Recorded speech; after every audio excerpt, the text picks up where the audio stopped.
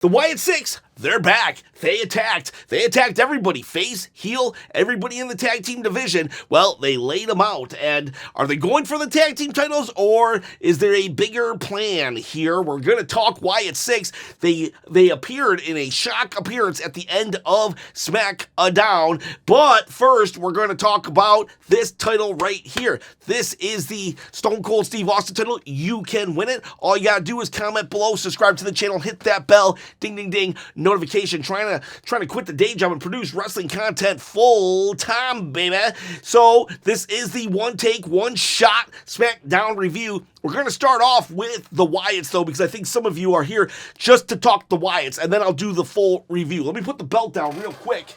Like I said, one take, one shot, can't edit that out. Let's talk Wyatts, and then we'll talk SmackDown as a whole. So this was the last segment. We had an awesome tag team match going between Fraxium and Street Profits. Then we had DIY come out, and they start to get involved. Are they going to ruin this awesome tag match? And it's like, oh, lame. That's going to be lame. Just a DQ finish. And then the Motor City Machine Guns come out, and it's like, oh, gosh, even lamer. We're just going to have a brawl, and it's just going to end in no DQ. That's not any way to end the match. And then the lights go out, and it's like, uh-oh. Now, I did hear rumors, not going to lie. I did hear rumors that the Wyatt Six might make an appearance, so it wasn't as shocking as it could have been for me, but it was still a really cool thing to happen. The lights go out, and there they are, the Wyatt Six. We have not seen them since December. It is now May 23rd, so that means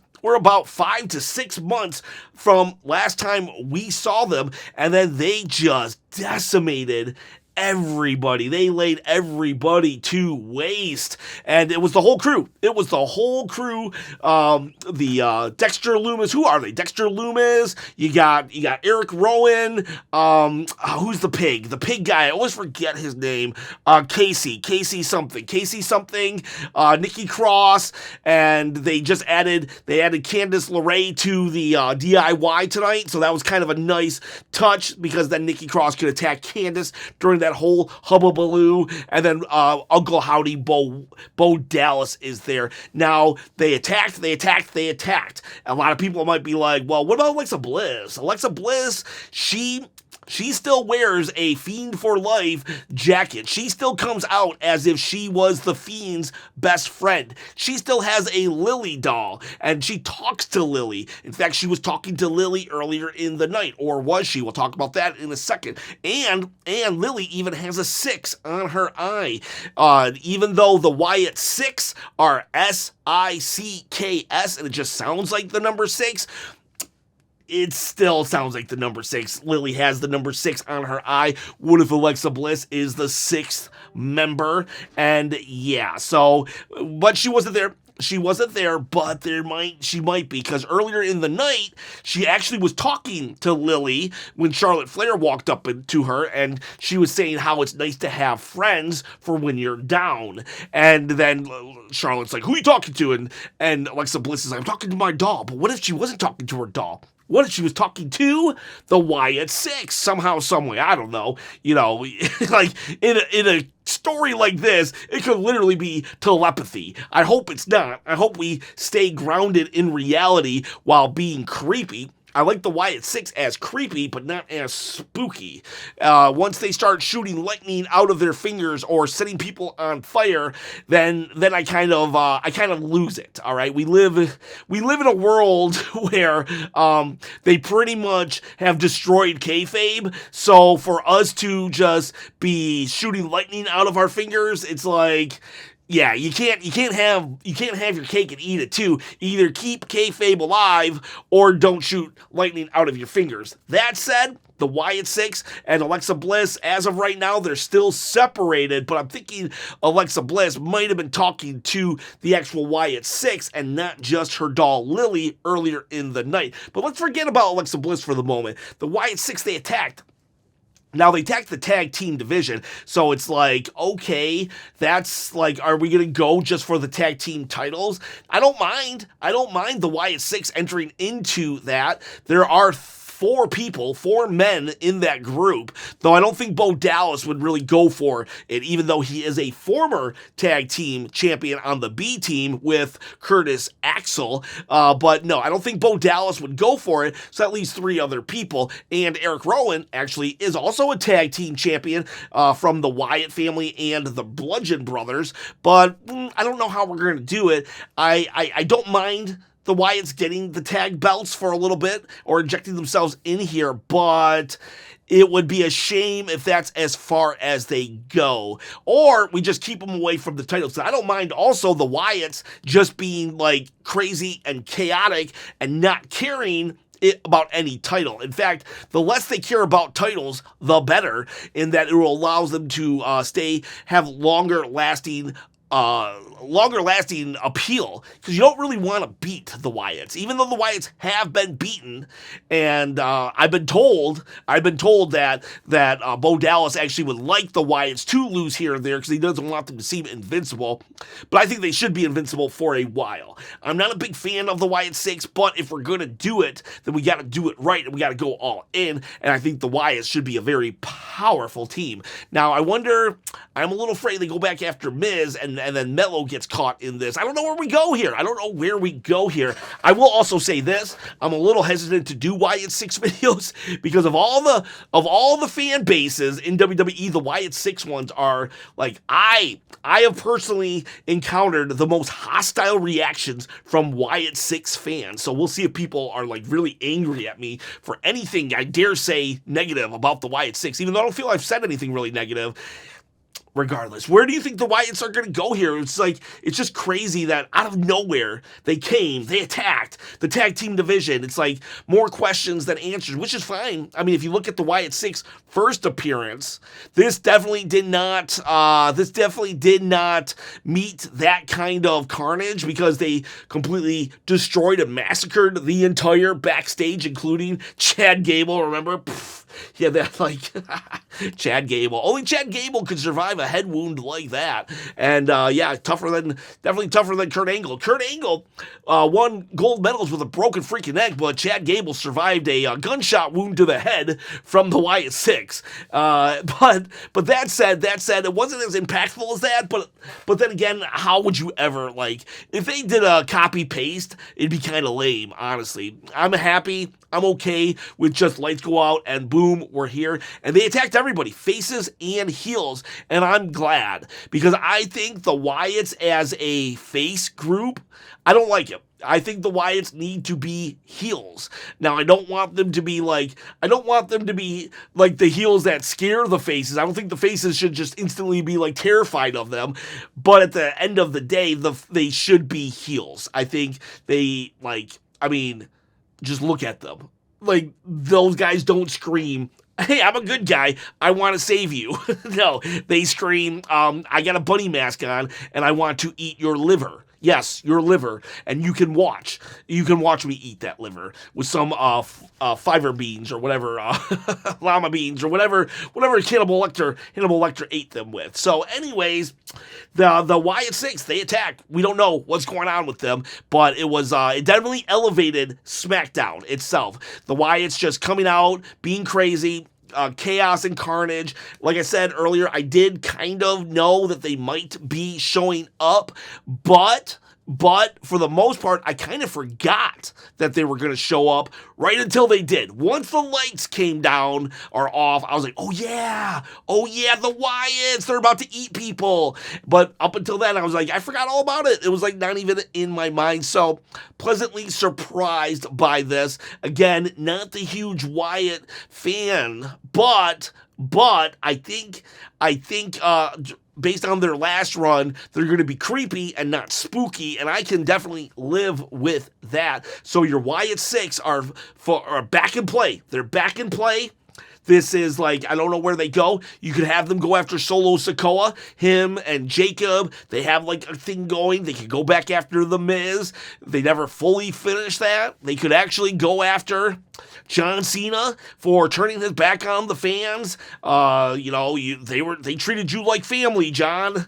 Or they start going after they start going after faces also, which I hope so. If they want to go after heels, fine, but at least go after the faces as well. Tell me what you thought of the Wyatt's return. Now let's talk about the rest of SmackDown. So that was my Wyatt section. So if you're one of those fans that just came for the Wyatts, that's pretty much it.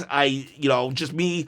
This is just my gut reaction to them appearing. It's not like I don't have anything profound to say other than, wow, the Wyatts, cool. So if that's profound enough for you, then we made it. Otherwise, we start off the show with Damian Priest. Multiple people walking in, but once Damian Priest walks in, Drew McIntyre. Once Drew McIntyre walks in, Damian Priest attacks, and they just start fighting.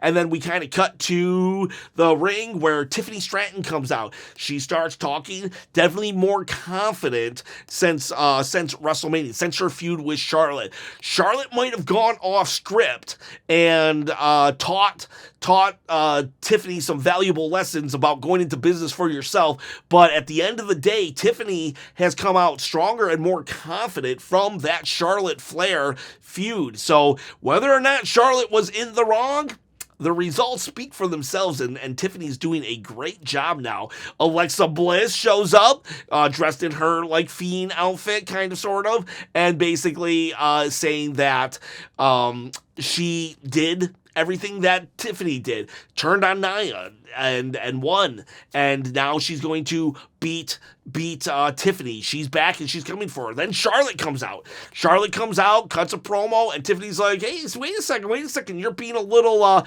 hypocritical in that you said me cashing in and winning Money in the Bank was like a shortcut, and now you're doing the shortcut? I don't understand. And basically, it's Tiffany time. Tiffany looked good against these two pillars of the women's revolution.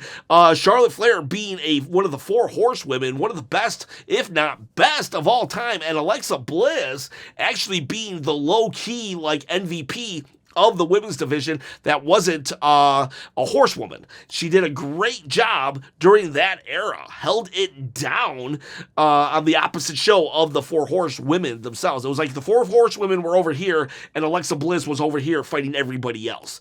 And so, yeah, we had a great showing of Tiffany not backing down, and at this point it seems like Charlotte is respecting Tiffany as well. So that's kind of really cool to see. There was, I guess, a passing of the torch after all. Then Julia comes out, and we have our triple threat. Julia comes out, while Alexa Bliss goes back. Also, Julia versus Charlotte versus Zelina Vega, and they have a really good triple threat. Really, really liked it. Did not like Zelina taking the pinfall. I get it. You can't let Charlotte lose all the time. Julia needed to win, but did we have to put the champion in there?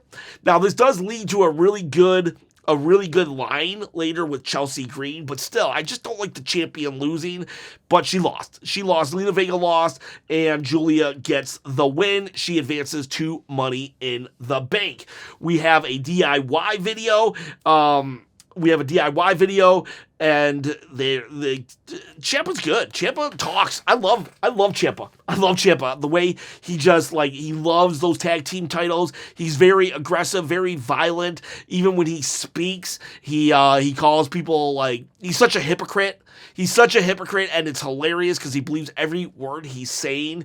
It's then Ciampa versus, I don't know, Marty Jannetty 1 or Marty Jannetty 2 of the Machine Guns, and Candice comes out and costs the Machine Guns. It's a singles match, but costs them the win, and so it looks like Candice is now aligned with DIY, and you might be like, what is the connection there? Well, Candice is actually married to Johnny Gargano, whatever his name is. They're married, so that's the actual connection, and we have that happen. He plays possum, he wins, yay, great. Fraxium does an interview. They say that this is their dream come true. They're gonna win, and it's they've had 4 weeks of winning, and they've even beat the Street Profits, but it's I don't want a repeat of the Motor City Machine Guns. The Motor City Machine Guns were given the belts too quick, and I'm afraid that's what's going to happen with Fraxium. Plus, it's why don't we have vignettes of Fraxium throughout the show? show. Let us get to know them. Every week even, give us something new with Fraxium. Why does one of them wear a mask? Why doesn't one of them wear a mask? What is so special about them? Tell us, show us in vignettes. WWE does the vignettes better than anybody, so like, do it. You have all this footage from NXT. I don't understand. Then we have Drew and Damian Priest. They're coming to the ring again, and they're beating the crap out of each other. Anything Drew touches turns gold. This feud has no business being this good, and they're not even really doing much, but it's just like, you feel it. You feel that Drew is just showing that he can turn anything into gold, and Damian Priest trying to keep up with Drew, and that's good. You want to try to keep up. Damian Priest is he's not to Drew's level, but he's trying his hardest, and that's how you get better. You go up against someone better than you, and you raise your game to their level, and I feel Damian Priest, while yes, maybe he hasn't completely raised it to that level, he is trying his hardest, and what more can you ask? What more can you ask? This is very interesting. Is it up there with CM Punk and Drew? No, but it's definitely good stuff. Especially considering that I thought this would be a trash waste of time feud. I'm enjoying it. It's a placeholder for Drew McIntyre right now, but whatever. Drew's making the best of it, and so is Damian Priest. Then we have a Bloodline segment. Solo Sikoa. The guy's gold. The guy is so gold. He's so money. His charisma, his everything is back. I hope they don't push him down and squash him down back to that meek little just I have no say in nothing, no aura, no nothing, because when they let this guy shine, he shines. When he talks, it's funny, it's humorous, it's kind of bratty, condescending, but still like, I'm on your side. Jacob doesn't trust JC Mateo, but by not trusting JC Mateo, it kind of shows that he's not trusting Solo Sikoa, and Solo's like, come on, man, we're family, we got this, we can do this, and then we're going to have JC Mateo and Jacob Fatu. They're in a match against Ray Phoenix and Jimmy Uso. Kind of random, but it's based off of last week's triple threat where it was Jimmy and I keep wanting to say Fraxium, but Jimmy and Phoenix versus Solo in a triple threat, and so now it's like JC and Jacob versus, and it's a good match. It's a really good match. And Jacob and JC, they have a couple like they tag each other in and out violently each other a couple times, but eventually by the end they're on point. They're a team. And Solo's like, Big Jim, he's just sad that Roman's left, and he's like, Jim, he's throughout the match, he's trying to get Big Jim to side with them, and, honestly, Solo Sikoa was definitely a more loving and respectful bloodline tribal chief to his bloodline, but the two wrongs that Solo did was putting Paul Heyman through a table and abusing him, and then also what he did to Jimmy Uso the night after WrestleMania 40. So Solo Sikoa needs to apologize. However, because he's such a dastardly heel, he should apologize in a very condescending way, and I think that would be hilarious, because then he could say, hey, I tried to apologize. He wouldn't accept it. So that would be kind of funny. That would be hilarious, actually. We might have to back it up. I'm a little all here and there, but we had B-Fab and Meacham. They fought the Secret Hervis because there was a backstage segment when, Zelina Vega's like, oh my gosh, I can't believe I lost. And then Chelsea comes up to her, bends down, which is hilarious because she's way taller. That's like the most condescending thing you could do to a short person. You bend down, and then you'd be like, it's crazy. She's like, it's crazy. You're a champion and still a loser. And then they all just fight, because then B-Fab and Meacham get involved there, and it's like, okay, well, let's have a tag team match, playa. The Secret Hervis will lose, but it does kind of lead to just kind of a flyby announcement of we're adding a fifth match to Saturday's main event, which is going to be Zelina Vega versus Chelsea Green. I don't know why it was just so barely mentioned. Like, this is actually a feud that has been going on for a minute. I think we could have got about 30 seconds of a backstage segment of Nick Aldis just being like, I'm sick of you two. We're going to finish it once and for all at Saturday's main event. But at least Chelsea Green gets some airtime on TV. We then go to a R-Truth. He cuts a promo. Now, they did what him, and I know R-Truth has always played into the what, but I wish they wouldn't have. I hate the what chant, and I don't even care if R-Truth can make it part of his little shlick. I don't like it. I hate the what chant. I wish it was gone. I wish it was never invented. It's done more harm than good, and I hate it, but R-Truth did a good job. He's like, if John Cena wants to ruin wrestling, then I need to stop Cena and I will save wrestling. Something like that. R-Truth cut a very good promo that was in and out of humorous and serious, and I liked it. R-Truth cut a decent promo for him, and I'm so happy that he gets one more main event run, even if it's only going to be for a month. He deserves it. He definitely deserves it, and it's a non-title match as far as I know, so I'm hoping somehow, some way he gets the win. It's not like it matters if John Cena loses at this point, and he's trying to ruin wrestling anyway, so he might as well eat a pin from R-Truth.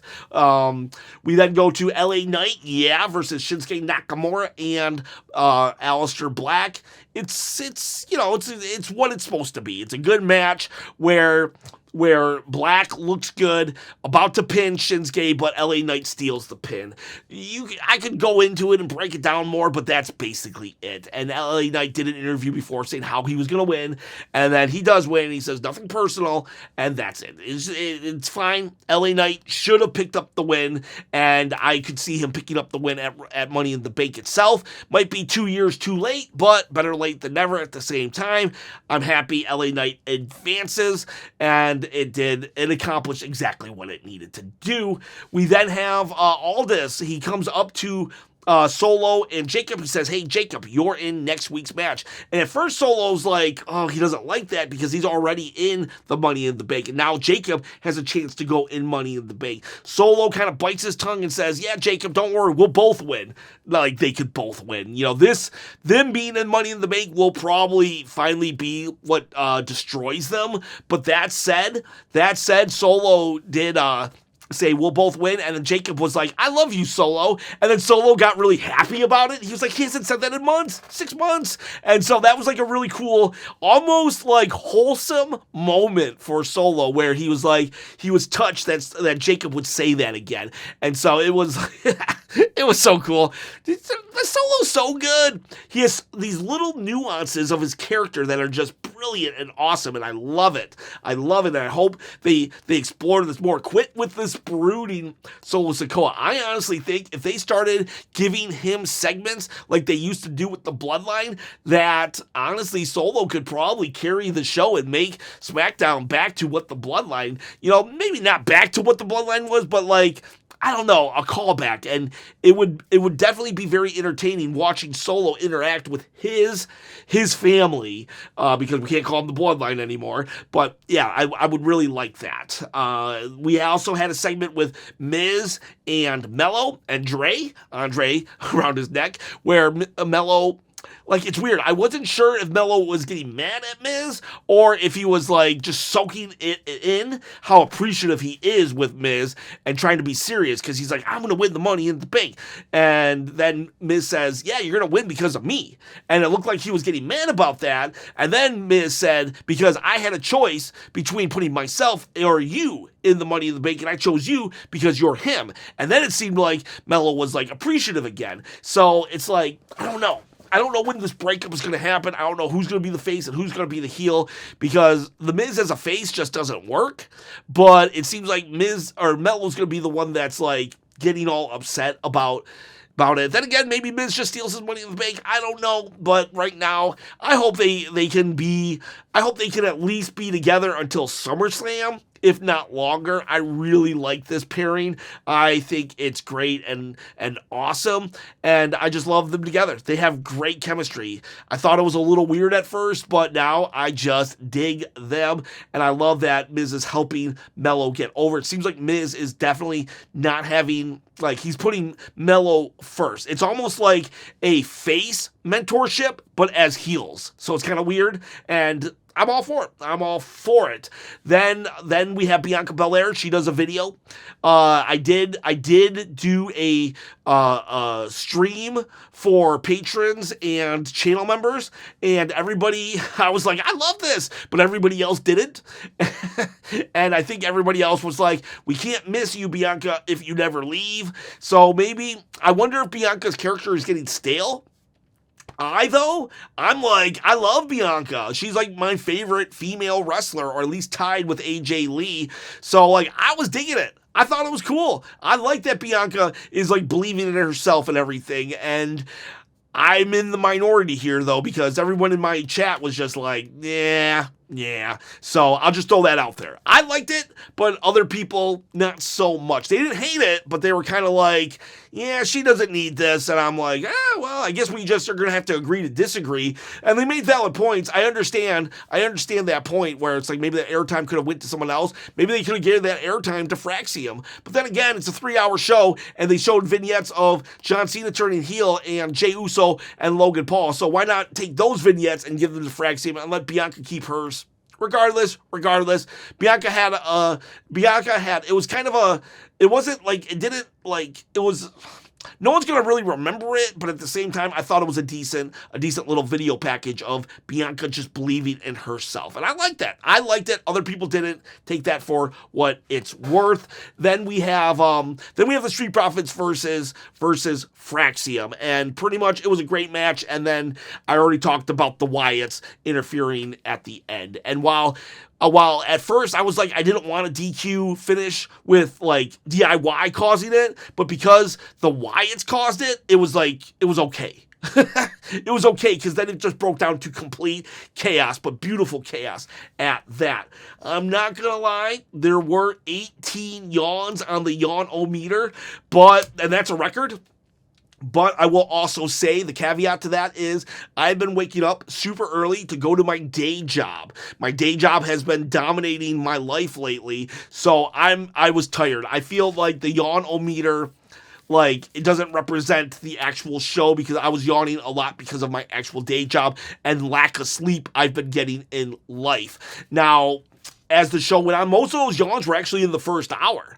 As the show went on, I stopped yawning. So I honestly think that this SmackDown was a lot better than what the yawn-o-meter indicates. Great show, honestly. It was a good show. Made great by the ending. Loved the surprise ending. And I'm wary. I'm wary that we're going to get lightning bolts out of the Wyatt's hands, but I'm also optimistic that they're just going to stay creepy.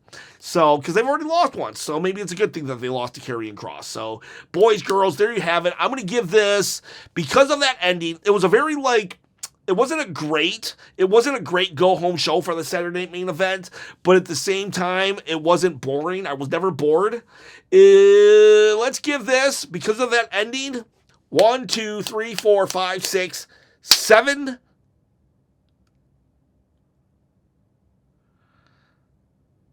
7 chops. I'm giving it 7 chops out of 10.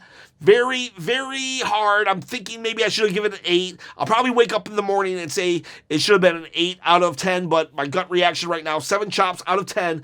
I really enjoyed it. I did enjoy this SmackDown. It was good, and I hope you liked the review. Boys, girls, we're going to live stream Saturday Night Main Event on the channel tomorrow, so I'll see you then. And hot takes, go to the community tab and leave a hot take. I'm going to do that video in the morning as well. Have a great day.